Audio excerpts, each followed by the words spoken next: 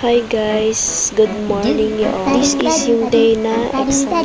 Dito mga te ay paalis na kami. So magsisix pa nga lang dito mga te. Siyempre aga kami. So dito mga te, kami pa nga lang yun nasa classroom mga te. This one is nagtitake na kami ng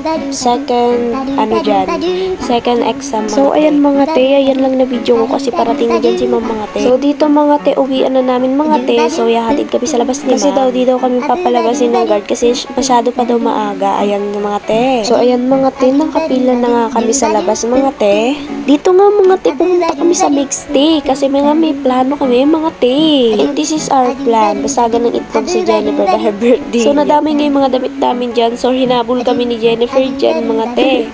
Yan mga te, galit na galit siya dyan. Di lang halata sa face niya mga te. Kasi nga hindi pa siya nakaka-uwi. Binasagan na namin ng itlog mga te. Sabi niya mga te, gaganti siya sa amin bukas. So sana hindi itlog yung ibasag niya sa amin mga te, kasi kawawa naman din kami. So dito mga te, makikita nyo naman, di ba? Nag-aano siya ng buhok niya kasi nga amoy itlog. So hanggang dito na lang. Bye-bye!